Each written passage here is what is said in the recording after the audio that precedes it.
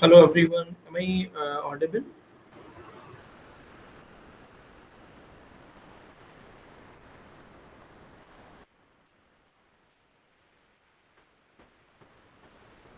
Can anyone acknowledge? Oh, okay. Hello, good evening, sir. Good evening, Sonali.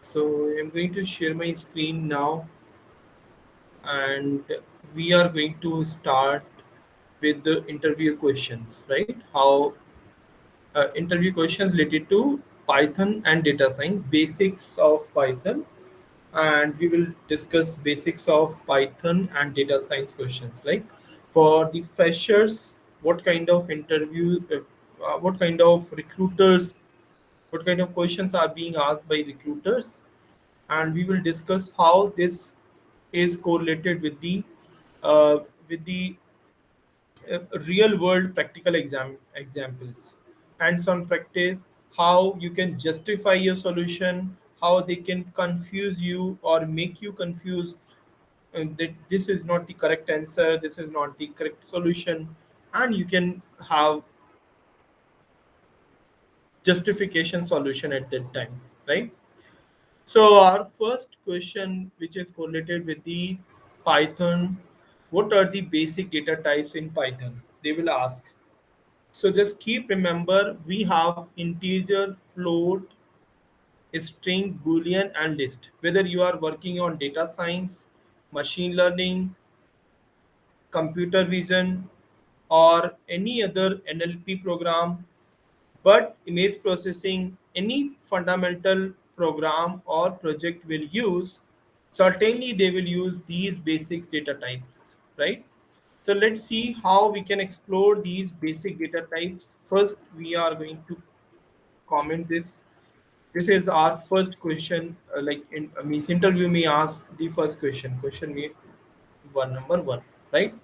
If your interview is online, so they may ask you to share your screen and justify your solution. What are the basic data types, right? Or if it is offline, you are doing face-to-face interview in their campus, so you will be assigning a copy and paste and paper, means paper and pen.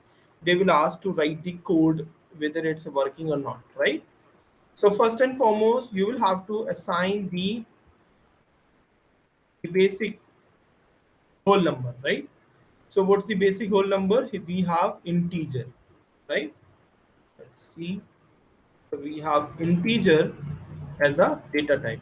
Let's say a is equal to 7. So I'm having data type a is equal to 7. But how would I understand, or would I check, or would I tell the interviewer that this is the data type of integer? So for this, we have Python do not have that identifier as we have C, C++, Java, and other languages like in .NET also.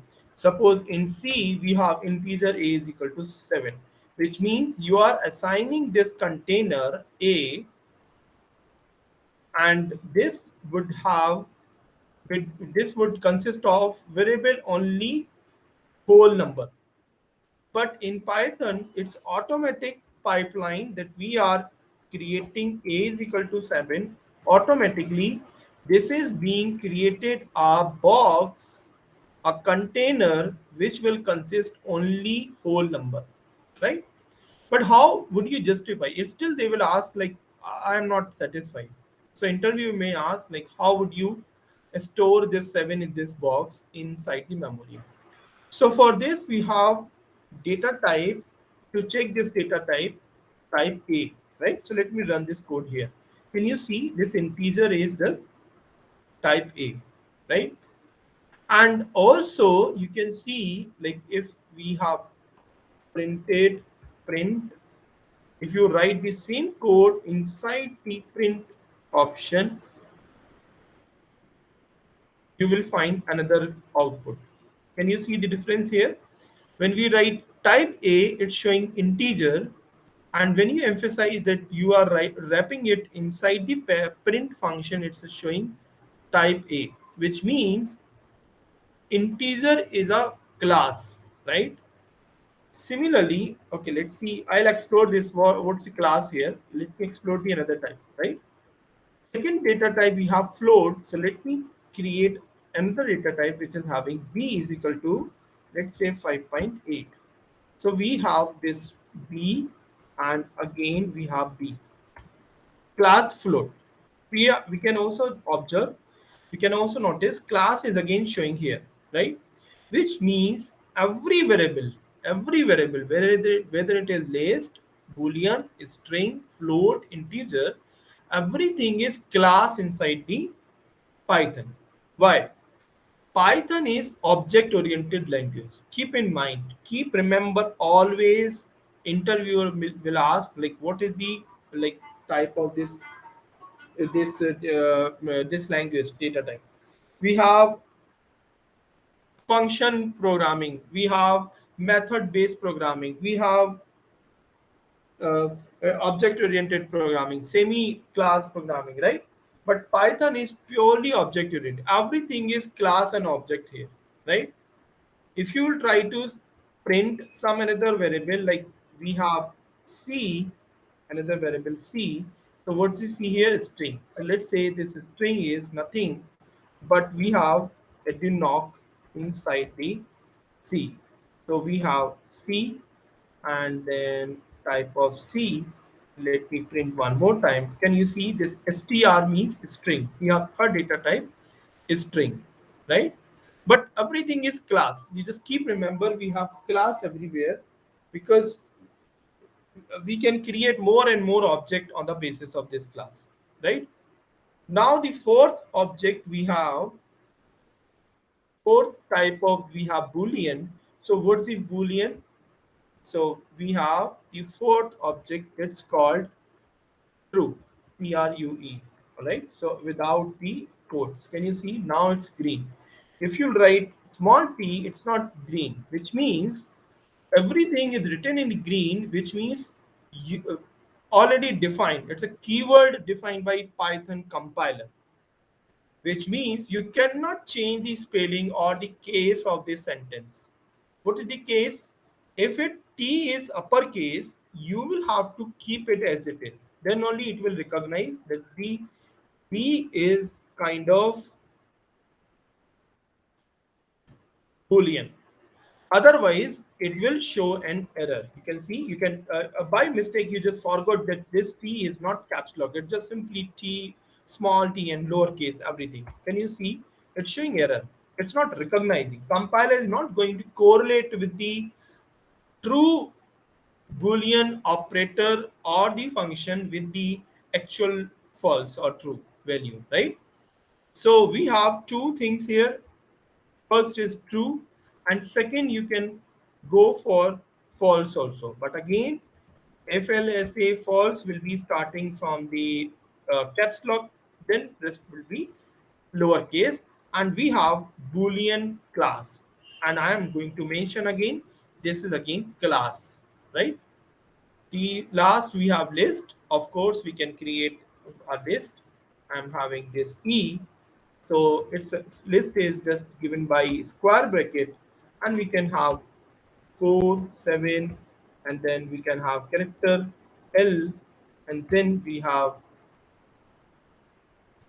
this, let's say, Edwin knock, right? So we have number of things, right? Number of things is stored in this block, and this block is called, let's say I'm having this container, this big lunch box, and inside this, why I call lunch box, because this is containing, this is packed by my mom. My mom packed so many fruits, banana, milk, bread, butter, everything in my box, lunch box, right? Similarly, a list is consisting of everything, right? So we have list means consisting different different this one different combination of different values, different data types. I would say the correct word is data type, right? So we have integer, we may have float 7.2 something, we have character, we can have a string, everything. right? Now we have type of E, and then we have type of E here, and you can see it's a belonging class list, right? So this was the first question, and you can represent by, right? So how to convert, the second question comes in the interview, how do you convert a string to an integer in Python? Actually, it's a kind of typecasting, right? The solution is, it's called typecasting, and we can convert everything if it is convertible, right? So why do I, what do I mean by convertible, right? Means suppose I am writing any variable, like say k is equal to, let's say this I'm writing 5, right? So by wrapping this 5 around the codes, means I'm having this like if I am writing this type of k, so it will print str, right? What's the type of this k? It's str here, right? But you can convert this, but you can see this, actually this 5 is not a string, right? Means what do I mean? Like if I'm applying this k plus k and printing out, you can see it's showing 55, right? But actually this is not a string. By default it's showing, but you would have get the answer 10, because 5 plus 5 is 10. Why? Because it's showing, it's having data type of character. This is the reason it's showing, it's not performing or observing mathematical observation here, right? Let's say I'm writing, instead of k plus k, so logically if I am writing k plus k or k asterisk k, it should give 55, but it's showing error. Or by writing 10, it should give 50, but it's showing 5 times 10, right? 10 5 times. Sorry. So what's the error? Like why we are going through this one? Because this is a character, this is a string, right? So in order to remove this thing, what I'll do, I'll write this the same thing and will convert this value into the integer. This is called typecasting, right? So now I have converted this. Originally it's having a string data type, but now I have converted into integer. So finally, if I'll check the integer type of this one, you can see it's a type. Okay, so let me check this. K is equal to, can you see now it's integer, right? If you run this code, same code again, you will find 10, which is actual meaning of this operator. 5 plus 5 should be 10, right? Now I'll write k multiplied by 10. So now I'm obtaining 50 here, which is the logical value, right? If I write 25 here, I'm obtaining 125, which is obviously correct. Why it's showing correct value? Because I have converted this value into the integer, into the typecasting. So you just keep remember, you can use integer function to convert a string to an integer wherever it is required, right? You can go for this one, right? Okay, let me ask any question, then we will move to the question number 3. Any query in above two question?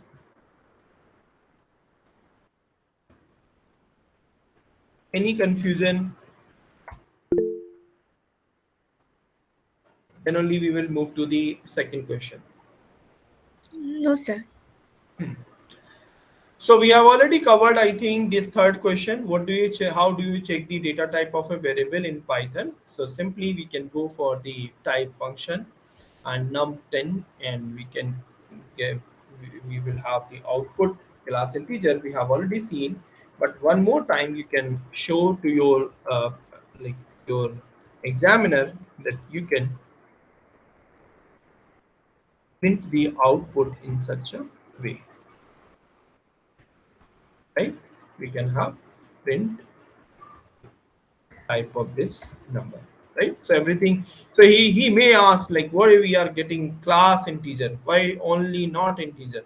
So you will have to say, you will have to justify your solution that everything is class and object inside the Python. This is the base, like if we have this container, so this is the class, right? This list is kind of class, and on the basis of this list, we are obtaining this object, right? So this is the meaning of this class sentence, right? Then we move to the fourth question. They may ask what is the difference between list and tuple. You can see a list is mutable, which means you can modify its element, while tuple is immutable, meaning its element cannot be changed after creation, right?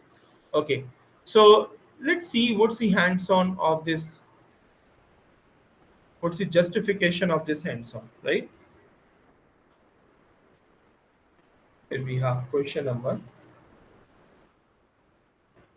4, right? What's the meaning of mutable or non-mutable, right? So we know that how do we define list?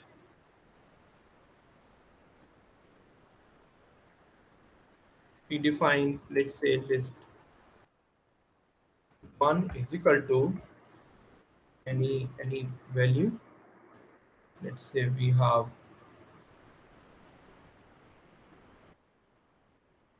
these elements in the list. We have 14.8, and then we have, this is called list, right? So how do you initiate tuple?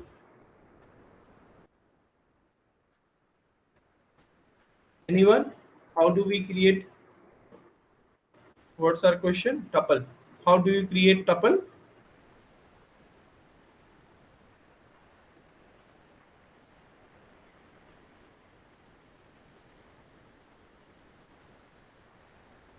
So for this, we have tuple is using tuple tuple 1 is equal to, we have round bracket, right? For set, we have curly braces, but for tuple, we have round bracket, right? So for tuple, let's say I'm having the same element over here, right? And let me print this list 1, and let me print this tuple 1, right? Let me run this code. Let me run this. Now we have both the things, list and tuple, right? So we see that list and tuple in Python, right? So now I'm going to list 1 in 0, 1, 2, 3. 0, 1, 2, 3. Let's say 4 is equal to something touching, right? And I'm going to print this value.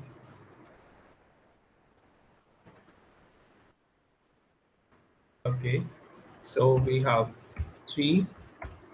Right? Can you see this Adinoc is converted into Sachin, right? This is the changes. We can amend it, we can append, we can change the values, right? But can I do the same thing inside the tuple? Let me go here, and here we have tuple, tuple, right? Can you see tuple object does not support item assignment. We do not have any changes. We cannot alter the values here, right? We cannot go for this value, right?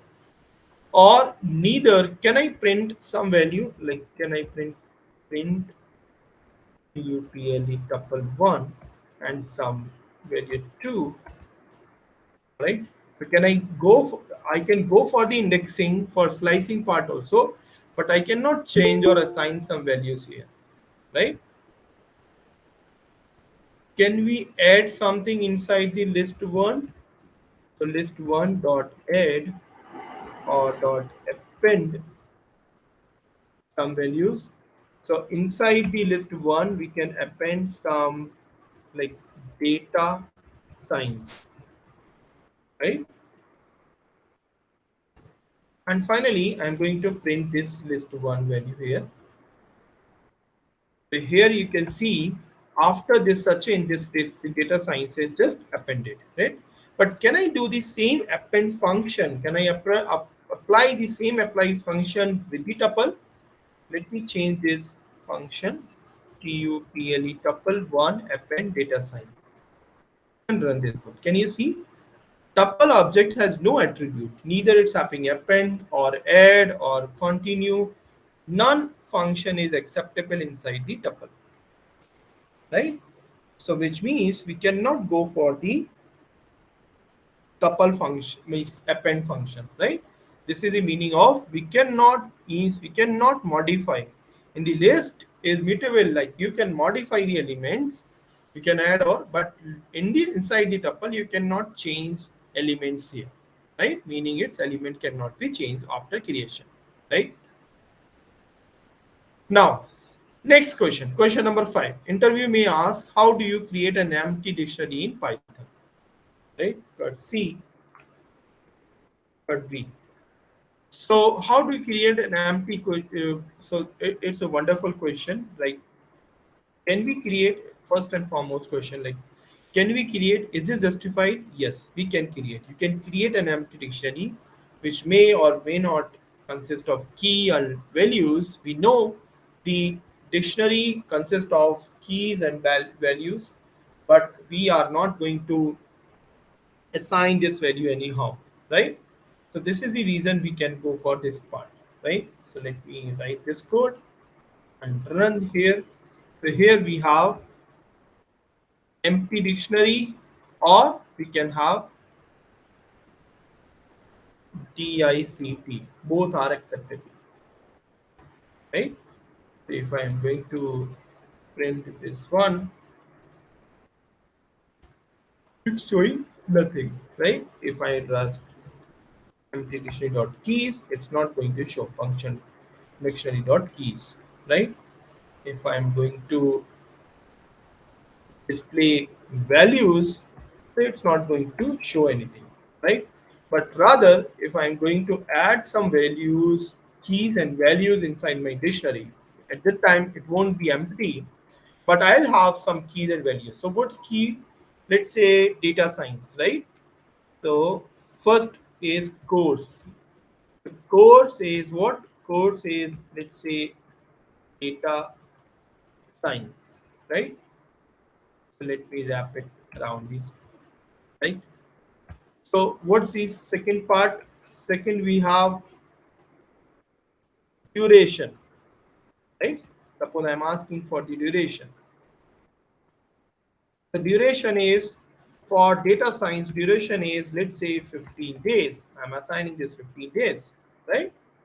So I'm going to run this code. Now printing keys value.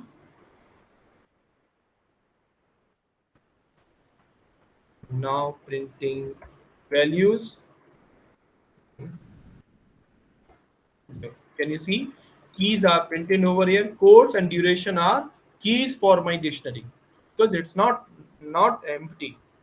Now with the round bracket, I am having values for the respective keywords. Course, I am having data science. For duration, I am having 15 days. This is the meaning of my dictionary representation, right? So you can demonstrate your hands-on practice. Everything should be in your mind.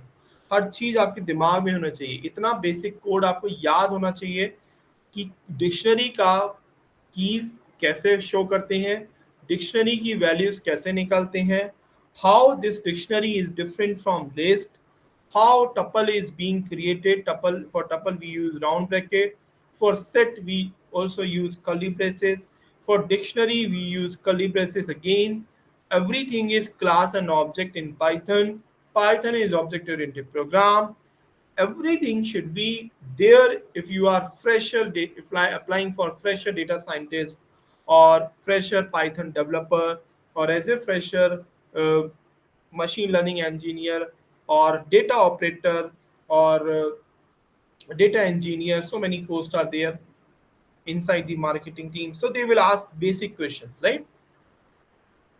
Next question they may ask, we know that object oriented programming sequence we have concept in program. So what is object oriented, how it is implemented in Python? So object oriented programming is a Python program that uses object to represent real world entities, right? In Python, OPS is implemented through classes and object, right? Everything is class. So classes are blueprint for create objects, and objects are instances of a class, right? So let me illustrate this line. How would you uh, like illustrate more about this line? So we have this line over here.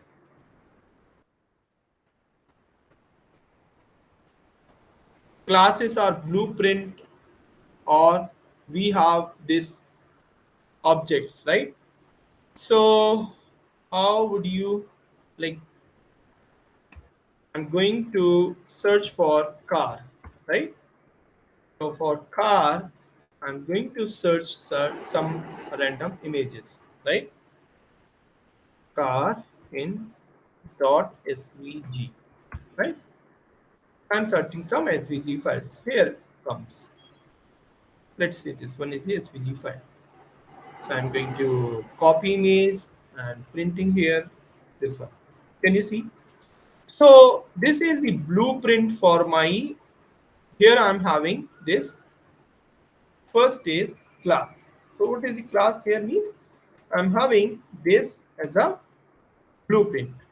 So what's the blueprint for this object, for this entire values? Blueprint means the corners or the boundaries will be run for my car, for my vehicle. The blueprint for this vehicle will be, my color would be black for each vehicle, right? Blueprint for this glass would be, my wheel would be alloy wheel, right? They will made of steel, right? They will have power brake, they will have power steering, automatic designing, right? Every feature will called blueprint of my class, which is vehicle as of now. On the once I have decided, or my manager have decided, okay, we are satisfied with this, and I have tested this vehicle for let's say 10,000 kilometers. It's not showing any technicality error or any jumping error or hill area. It's not going to stop very frequently. So I'm going to pass this, like as far as accident is concerned, bumper to bumper notification is concerned. So I'm going to pass this vehicle. Once this vehicle is passed, I'm ready to sell this vehicle inside the market. So now I'm going to deliver this vehicle to my dealers, right? To my showrooms, which are located in different places, like let's say Bangalore, right? So now let's say in Chennai, I'm having showrooms in Madurai, right? Now this Chennai asked to deliver 1,000 of cars. So I'll deliver more cars with the same features. So I'll deliver more cars to them, right? So now my demand is more. People are liking my car so much. Now I am deliver more. I'm delivering more and more, manufacturing more and more, but do not change the basic property of this class, which saying, which is the instances, right? What? So everything is here, like everything at the right hand side is called instances. Here I am having instances on the right hand side, whereas I am having class at the left hand side, right? All these are instances, right? I'm just creating all these cards on the basis of this blueprint, this basic features, right? This is called either instance, or you can call it object. Can you remember now what is the class and object? You can give this an answer, give this illustration part to your interviewer also, like this is the concept of class and object. You can change, you can modify, right? Like let's say I'm going to modify this vehicle, let's say I'm going to resize it, like right, like this one. So I just modify this vehicle, right, somehow, right? But I cannot change the basic features, right? This is the functionality of blueprint of objects, right? Next comes related to the same question. What are four principles of object oriented programming? Right? Anyone? What is this question? Question number 6. Here we have question number 6. Anyone? What are the four principles of object oriented programming? Or I should say, what is encapsulation?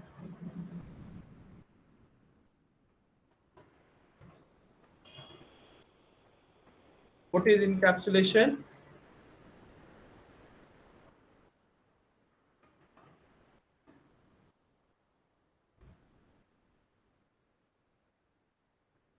Anyone?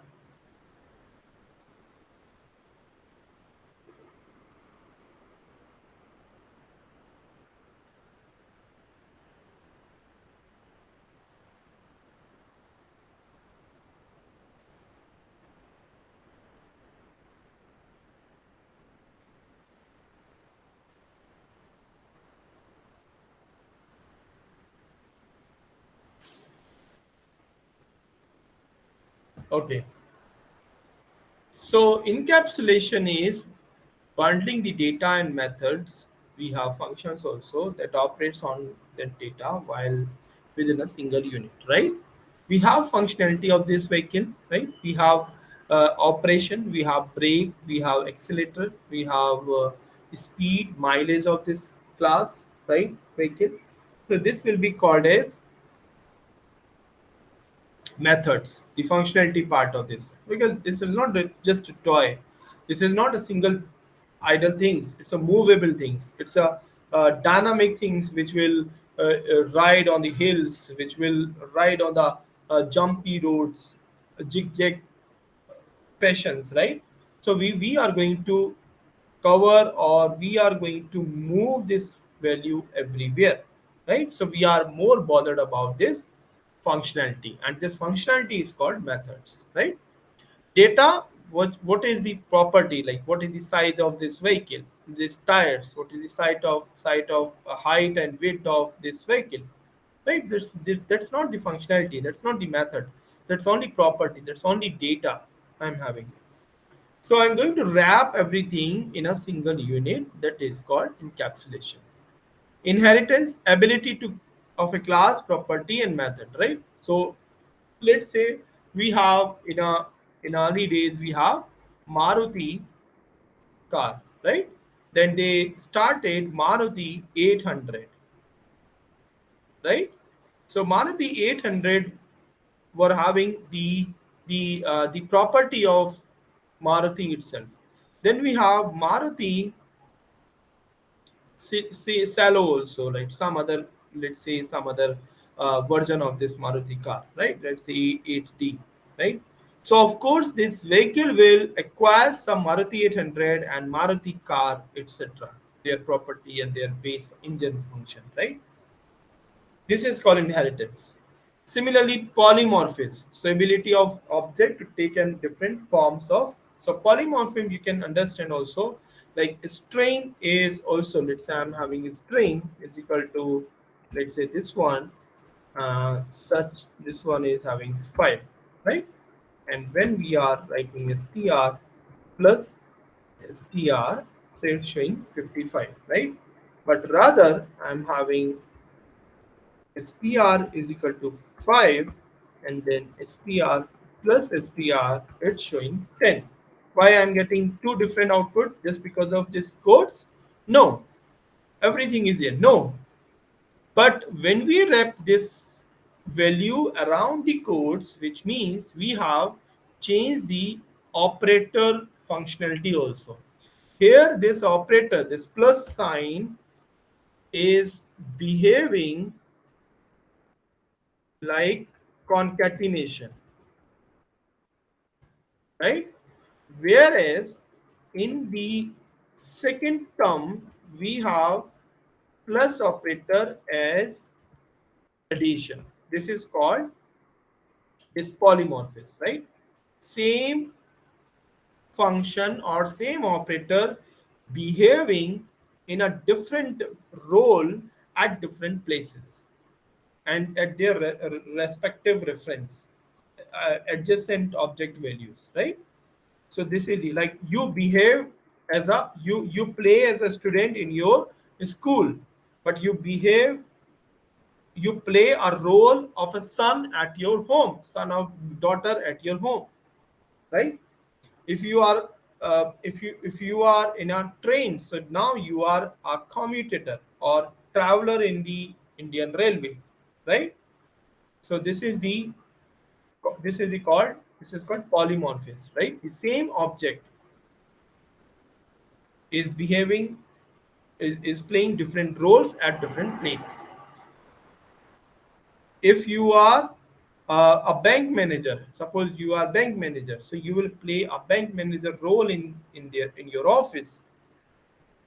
Abstraction, representing essential features and hiding unnecessary details, right? So you can understand, like, while driving this car, if you are driving this car, are you bothered about the engine, what happens in the engine, how this car gets started, how this fuel is just pump out from the fuel tank and just goes around here, how this AC is working, right? How this electrical wiring is working? No, we are not bothered about, right? This is called abstraction. We just start, right? We can drive any vehicle. It doesn't mean we can manufacture any vehicle. Both are entirely different things, and iota or correlation is not there.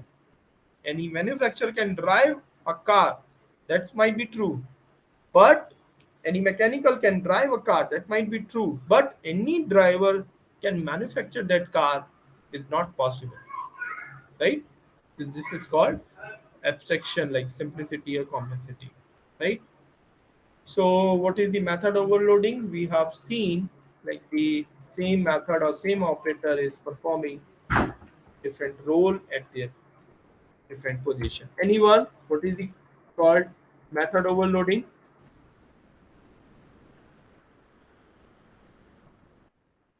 This is the question number 7.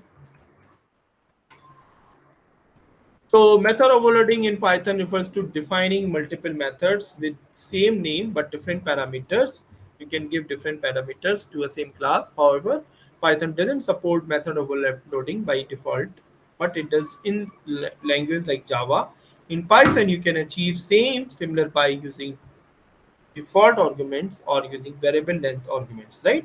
So this variable length argument is called actually KWARGS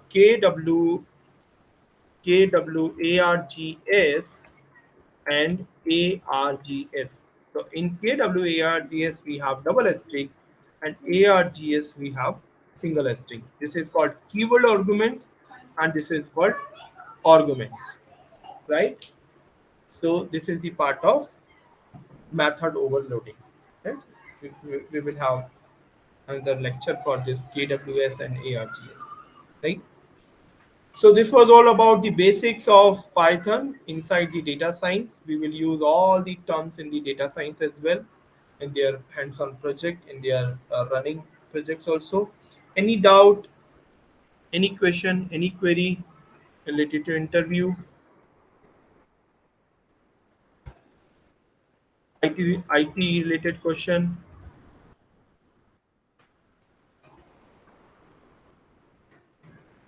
IT company related question,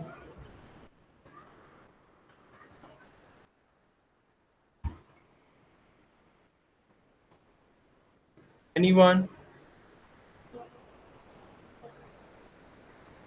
If you know these basics, certainly you can qualify your first round, right? That would be the that might be the hands-on, that might be entry level, That might be the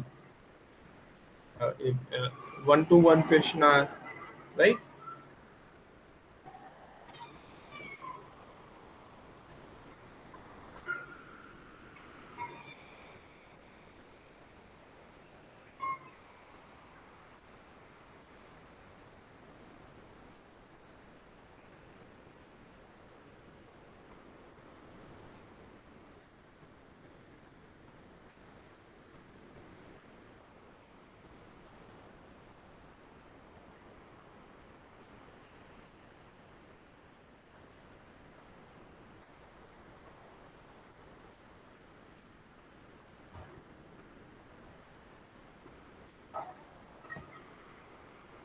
Okay. Anyone, if you do not have any doubt, so we are good to go. Thank you so much for joining this session. We had great class ahead. I hope you learn a lot. We will discuss more and more question. If you will join the session in upcoming session, we will discuss more the question, more interview related question, and with the illustration part with the real world example. And I am suggesting that keep correlated everything with the real world, visualize everything uh, nearby you, keep exploring information. Do not read just read the theory, because behind every theory certainly there is some realistic example. If you will follow this realistic example process, certainly you will keep remember this pathetic theory for very long time in your mind, right? So this is how I keep remember, right? I just keep writing my notes. I just creating my handwritten note. There is no replacement with your handwritten notes. Right? None technology can replace this handwritten notes theory and their concept overview. Right? I think we are good to go. We are going to bind this session now. Thank you everyone for joining again. Have a good night. Keep learning. Keep exploring.